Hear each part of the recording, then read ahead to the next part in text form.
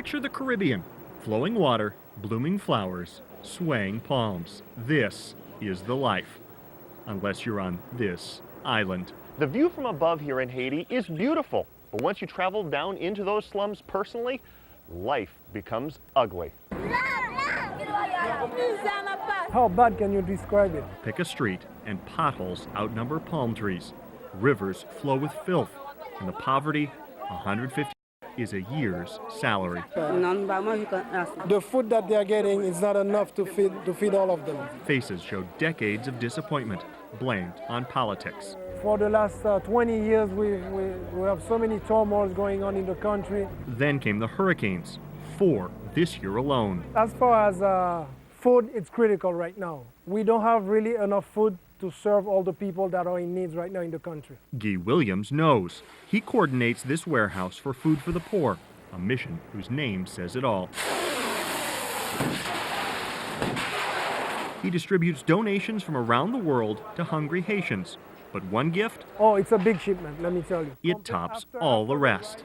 Back up just 2 months, I think everybody's doing a swell job. and you'll see those same boxes in Des Moines' Hy-Vee Hall. We got soy, we got a vitamin tablet, we got vegetables and rice. 12,000 Iowans showed up in September, We're learning about a production line. filling bags My key is to hold the bag and not spill anything. with 4 million meals. Justin Frericks and his coworkers at Pioneer knew they were helping. If nothing less, we're providing at least one nutritious meal to somebody that they might not get. They just didn't know who they were helping. This is Sister Pseudo Akiko. She's a nun of that school. Her 300 students in a Haitian village didn't have much to begin with. Besides this food that you're sending them, they won't have anything to eat during the day. But after Hurricane Gustav crushed her school's cafeteria, the nun was forced to make a day's drive to the capital city, picking up any food she could find. Sister Akiko hit a jackpot, a month's worth of meals from Iowa. The rice casserole has been one of the biggest items we received to feed these people.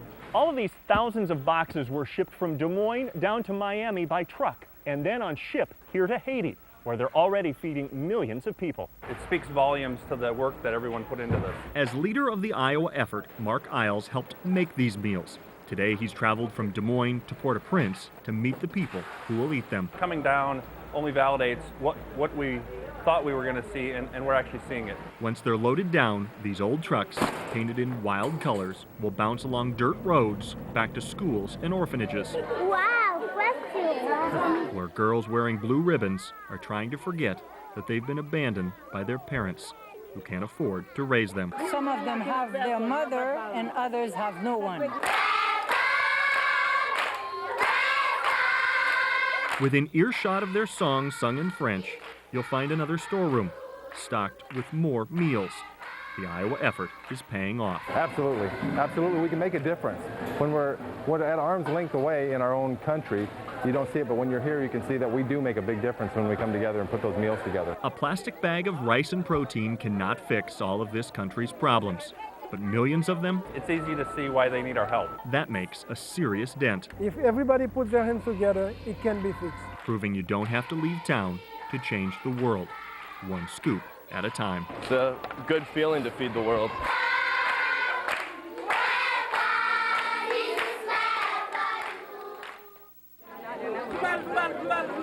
America might have pockets of poverty, but spend a day in Haiti and you'll redefine that word. It's really sad. Streets and streams are filled with sewage. Jobs are scarce. November temps top 90. But what's really hard? She's saying that she has 7 children at home and 6 grandchildren. Here in Port-au-Prince, these people line up for hours a day in line to get food for their entire family. They each have their own pot, which they will then take home. Tomorrow, they'll be back again. Out on the street, the line is long, waiting to get to the kitchen window. It's not home. We're in a whole different place. Iowans Brad Kralik and Mark Isles are here, delivering millions of meals packaged in Des Moines. But today, 3. they're filling bowls and even bags with just enough rice to get by. You could tell just by the look of them on their faces that they're in desperation and that they wanted to be fed. They're having this for lunch, but at night for dinner, they mostly don't have that much to give to the kids. But drive an hour outside Haiti's capital, and you'll find desperation double.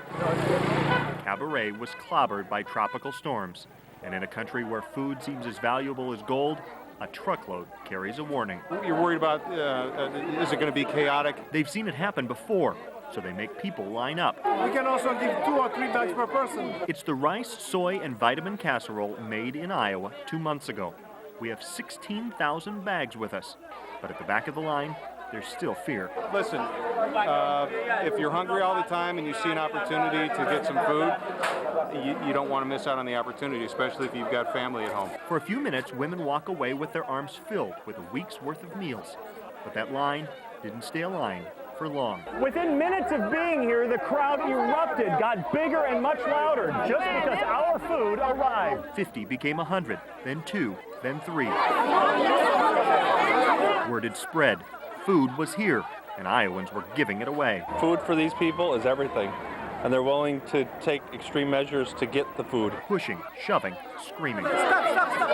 In 10 minutes, order had turned into chaos. It became too dangerous. We're not here to get hurt or to have the team get hurt. So the truck was closed.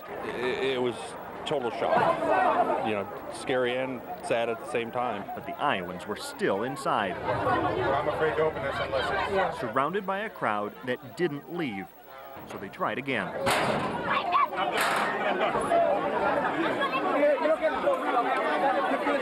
Elbows flew.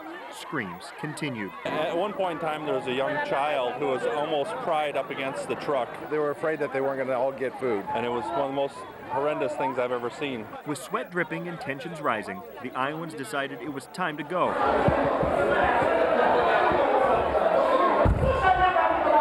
The meals were moved into a locked room in a church until order could be restored. This is desperation. I don't know if anything can underscore it more than what we're seeing right now. There's no frame of reference. We in America have never witnessed this at home. Iowa's 4 million meals are keeping people alive. But in a country this hungry, they won't last long. Shortly. Before the end of this week, all will be gone. Which is why Iowa's effort next year will be even bigger. A change can happen. As we look around, it's not going to magically happen. It's going to take a lot of us stepping in. We've only just begun. There's a tremendous opportunity. We have not even started to scratch the surface on what we could do if we continue to come together. Every day it's a fight, and with the help of God, we will fight and make a better day for the poor people and the rest of the people of Haiti.